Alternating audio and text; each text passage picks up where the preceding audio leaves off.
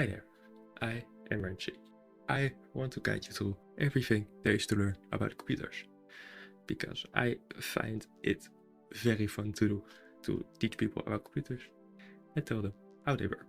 So, our first episode is a big one, because it currently is everywhere, and it's good to get to grasp with it. I'm talking about none other than artificial intelligence, like ChatGPT, Google Gemini, or Microsoft Copilot, or if you're a sore loser, Apple Intelligence. But we're not going to be talking about that. We're going to be talking about the environmental concerns, the privacy concerns. Without further ado, let's get into the topics. The environmental concerns with artificial intelligence are real. There are hundreds of thousands of liters of water being pumped through data centers each and every day, and there are hundreds and thousands of kilowatts power being sent through them every day. They're also taking up internet bandwidth by scraping the internet, looking for the answers, which they probably return wrong because they can't think. So, why is this a problem? Well, it's a problem because of two things. One, our planet is warming up, and that is bad. The UN wants to keep it below 2 degrees. We're already like 1.5 degrees, which is bad because the earth warming is not good. It kills sea life, which is bad because 90% of like our oxygen comes from algae and other sea-based plants or sea plants. The second is the water that is being used. This water is being pumped back and forth. It is getting used and it gets contaminated. What do AI data centers do? Well, they just chuck it back into the ocean or lake or boulder or whatever the hell they are. This is bad for a few reasons. One, it contaminates the water supply. It makes your water unsafe to drink because there are now all computer bits in it, and you don't want that because usually these are toxic and fiberglassing your water is not good. Why are we doing this? Well, because the user demand is insane, because people don't want to think anymore. They don't feel like thinking because the world is a mess.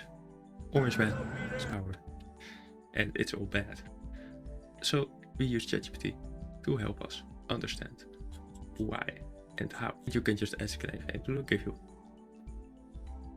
an answer that's like 50% correct. Or like, I don't know, your answer is probably going to be wrong anyways. Next we go on to the power concerns. The power concerns are real. We've got limited power supply in the world because we can only make a limited amount of power. Most of the power comes from coal power plants, which are also bad for the environment. These things have to run overtime because we're using so much power to run AI. That is stupid. You can power houses with that and do a lot of more useful things with the power, like run trains or run buses, electric buses. You can do that with power. But no, Jackson has to use his essay for ChatGPT. He has to run his essay through ChatGPT because he's too lazy to write it himself. So, how do we fix this? Not to mention, like, the third one is the privacy concerns. The privacy concerns are real.